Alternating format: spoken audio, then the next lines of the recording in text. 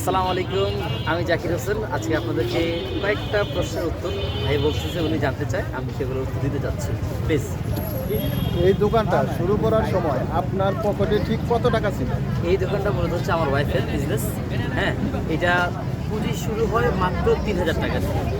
Only 3,000 টাকা দিয়ে শুরু হয় আমাদের এই ব্যবসাটা। হ্যাঁ, 3,000 টাকা ইনভেস্ট।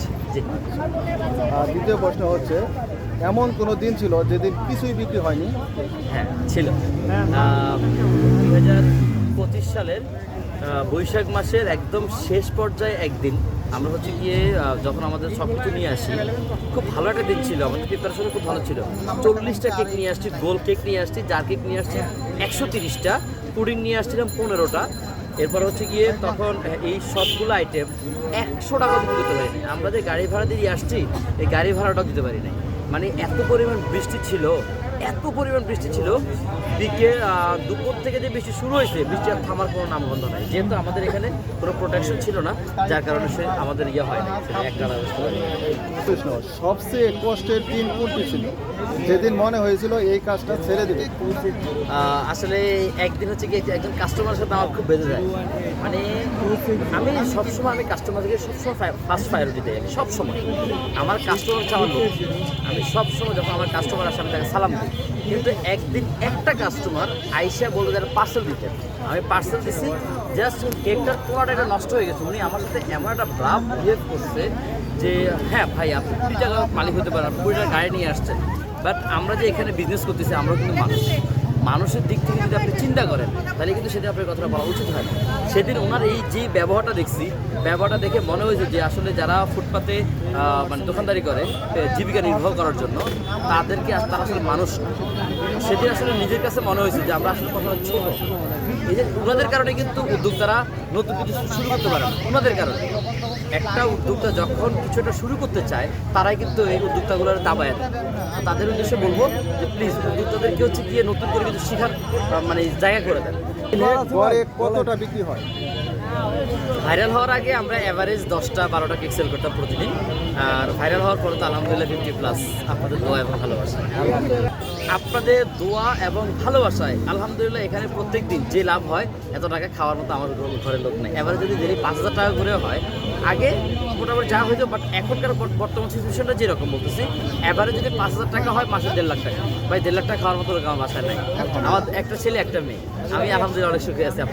2025 সালের সেপ্টেম্বরের 5 তারিখ থেকে আমার লাইফে মনে হচ্ছে যে আমার লাইফে কিছু হতে যাচ্ছে।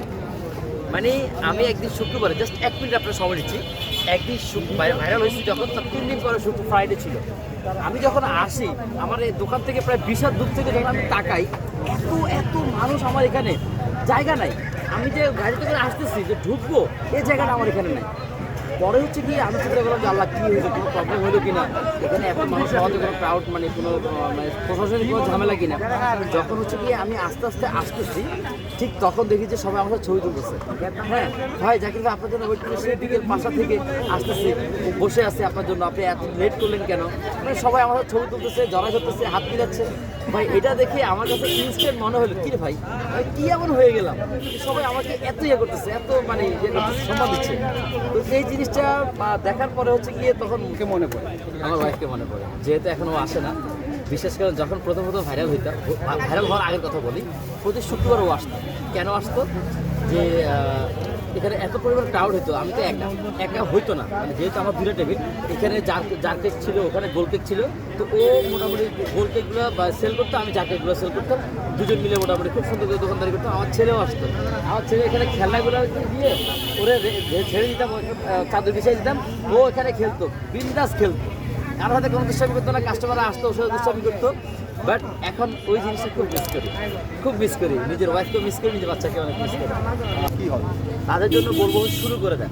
আসলে চেষ্টার বিকল্প পৃথিবীতে কিছু নাই। আর অবশ্যই শুরু করার আগে আল্লাহর কাছে চাইবেন। আল্লাহর কাছে কোনো কিছুর অভাব নাই। বিশেষ করে আপনি চাওয়ার মতো চাইতে পারেন, আল্লাহ আপনাকে এত এত এত দিবে যে আপনি নিতে পারবেন না, জাস্ট নিতে পারবেন। আল্লাহর ভান্ডারে কিছু অভাব নাই। শুরু করে দেন, কষ্ট করলে কেষ্ট মেলে। আপনি যত বেশি কষ্ট করবেন, পরিশ্রম করবেন, একটা রাস্তা ধরে আগান। যদি রাস্তা মনে হচ্ছে যে এই রাস্তা আপনার মানে হচ্ছে না, রাস্তা চেঞ্জ করেন, বাট কষ্ট করে যান। পরিশ্রম সফলতা আনবেই, মাস্ট। সারাদিন শুয়ে শুয়ে মোবাইল টিপলে, ইউটিউব ঘাটলে মানে সফলতা আসবে না। আমি গত 3 মাস মোবাইল ব্যবহার করি, কিছু আমি মরে গেছি? মরি নাই, বেঁচে আছি আলহামদুলিল্লাহ। কাজে এবং এত পরিমাণ ব্যস্ত যে মোবাইল ধরার সময় পাই না। একজন আত্মীয়কে খবর নিব সে সময়টা পাই না। কাজে আসেন ভাই, এমনও দিন গেছে যখন বাপের হোটেলে খাইছিলাম তখন 3 বেলা ভাত খাইতাম, আর এখন নিজের হোটেলে খাইতো এখন 1 বেলা খাওয়ার সময় পাই। সো আপনারাও কাজ করেন, সফলতা আসবে ইনশাআল্লাহ।